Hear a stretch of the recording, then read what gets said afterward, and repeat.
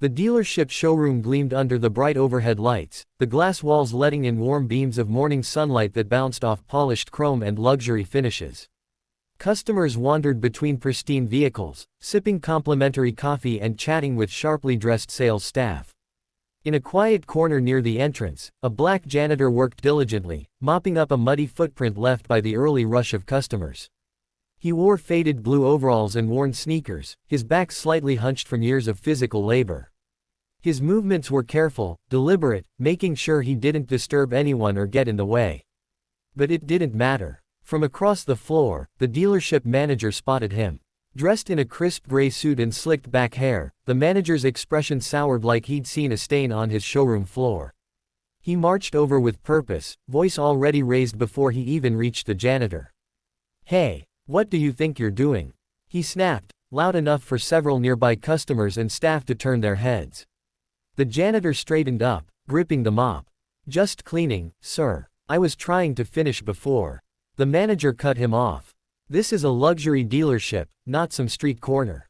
You're right in front of the main display. Do you think our clients want to see someone like you crawling around with a mop when they walk in?" The janitor's lips tightened slightly, but he said nothing. "Stay out of sight unless you're needed. Know your place." The manager scoffed and walked off, leaving behind silence and a few awkward stares. The janitor looked down at the wet floor, then back at the cars, his expression calm, but his eyes quietly burning. The janitor quietly pushed his mop bucket into the employee break room, hoping to finish up quickly and avoid further confrontation. The room was empty when he entered, just a couple of chairs, a fridge, and a small table cluttered with half-empty coffee cups. He knelt to wipe a spill near the trash can, working silently. Just as he stood to empty the garbage, he heard the door creak open and voices filter in. He paused, staying behind the open supply closet door, unseen. "I don't know why we still have that guy around," said the dealership manager's unmistakable voice, laced with sarcasm. "Seriously, he's always lurking around like he's part of the furniture. Doesn't say a word, just mops like a ghost." Another employee chuckled. "He gives me undercover boss vibes," he joked. The manager laughed sharply. "Please, that guy. Come on. He probably doesn't even own a bike, let alone a car. Some people are just meant to clean floors. That's it." The janitor remained still, listening. Every word landed like a slap, but his face showed no reaction. His hand gripped the trash bag a little tighter. "I mean," the manager continued, lowering his voice slightly, "you know how it is. They hire people like that just to tick a box these days. Not exactly management material." Laughter echoed again as the voices faded and the door swung shut behind them. The janitor stepped out from behind the closet door, his eyes fixed on the empty chairs. No anger. No words. Just a long, thoughtful silence. He took out a folded handkerchief, wiped his hands, and slowly walked out, his mind already miles ahead. The midday sun cast sharp shadows through the dealership's tall glass walls as the hustle of business continued. Sales reps flashed rehearsed smiles, pitching specs and upgrades to well-dressed clients. The showroom hummed with soft music, murmured conversations, and the subtle clink of coffee cups. Outside, a sleek black luxury SUV rolled to a smooth stop. Its tinted windows reflected the dealership name like a silent warning. A sharply dressed woman stepped out first, followed by two men in tailored suits. Then came a tall man with commanding presence, wearing a dark navy suit and a quiet, confident expression. Without hesitation, they made their way to the entrance. Inside, a receptionist looked up and stiffened. Her fingers scrambled for the phone. Mr. Carlson," she called over to the manager. "We've got someone important." Before she could finish, the regional director pushed open the doors. Heads turned. Conversations died mid-sentence. The staff instinctively straightened up as the director's shoes clicked crisply across the polished floor. He carried a leather portfolio and a calm seriousness that shifted the energy of the entire room. Manager Carlson approached, flustered. "Sir, we weren't expecting." "There's been a change," the director interrupted smoothly. "Everyone, please gather in the center of the showroom. This won't take long." Salespeople exchanged puzzled looks, clients were politely ushered aside, and the janitor quietly emerged from the back, mop still in hand, staying behind the crowd. The director waited until everyone was present. I'd like to introduce you to the new owner of this dealership, the director said, stepping aside with a slight nod. Murmurs rippled through the crowd, until they parted to reveal the janitor, no longer in overalls but dressed in an immaculate custom suit. He stepped forward, shoulders straight, gaze steady. Stunned silence. The manager's face paled. All eyes locked onto the man now standing at the front of the dealership floor. Gone was the faded jumpsuit and worn mop, replaced by a charcoal gray tailored suit, crisp white shirt, and polished leather shoes. He looked every inch the executive, composed, confident, and utterly in control. But it was his eyes that stunned the room, those same eyes the staff had seen behind a mop, now meeting theirs with calm authority. The manager, Mr. Carlson, took a hesitant step forward, trying to find his footing. "Wait, this has to be a mistake," he said, a forced smile twitching on his lips. "That's the janitor. I mean, sir, this must be some kind of joke." "It's no joke," the regional director said firmly. "You're looking at the new owner of this dealership." Gasps erupted from employees and clients alike. One of the sales associates blinked in disbelief. Another customer muttered, "Is that really him?" The new owner raised his hand gently, and the room fell into silence. He looked directly at the manager. "It's funny," he began, voice calm but heavy with weight. "When I was mopping this floor, not one of you saw me. You saw a uniform, a skin color, a role you thought was beneath you. But I saw everything." Carlson opened his mouth to speak, but the owner didn't pause. "I saw how you treated people. I heard what you said when you thought no one important was listening. I watched how respect in this building was reserved for those in suits, not those who work quietly behind the scenes." A thick silence settled over the room. The staff shifted uncomfortably, avoiding his eyes. "And today," he continued, "we're going to talk about what kind of business this is really going to be." Carlson looked stunned, speechless, sweating, and exposed. A week earlier, in a sleek downtown office overlooking the city skyline, the atmosphere was very different. Seated at a long mahogany conference table was the man who would soon become the dealership's new owner, though at this moment, he was dressed modestly in business casual, clean slacks, a navy sweater, and well-worn shoes. Calm and thoughtful, he listened as a financial advisor slid a thick folder of documents across the table. "Everything is in order," the advisor said, tapping the top sheet. "You'll officially take over the dealership as soon as the signatures are filed. Congratulations, Mr. King. You've earned this." Mr. King nodded slowly, eyes scanning the papers.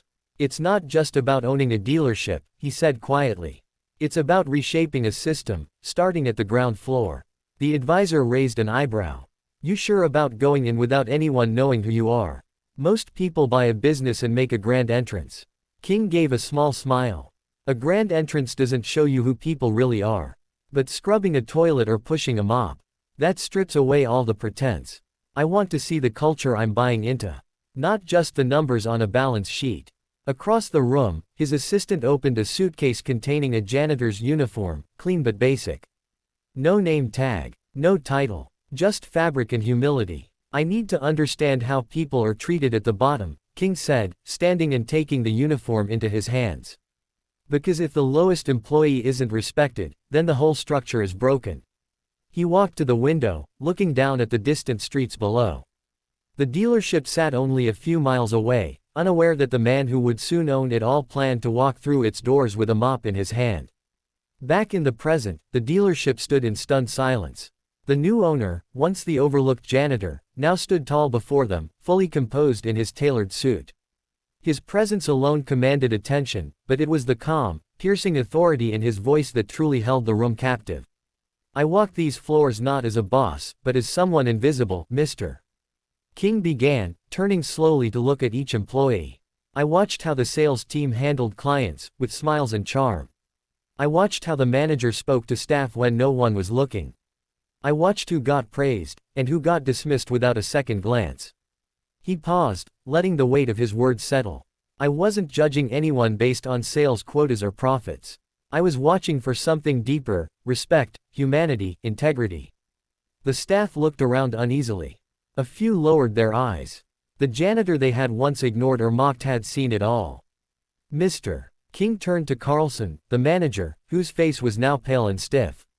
"You humiliated someone you thought was beneath you. You used your position to belittle others. And you did it casually, like it was normal. Carlson shifted, his mouth opening slightly as if to speak, but no words came. I didn't fire you that day, Carlson, King continued.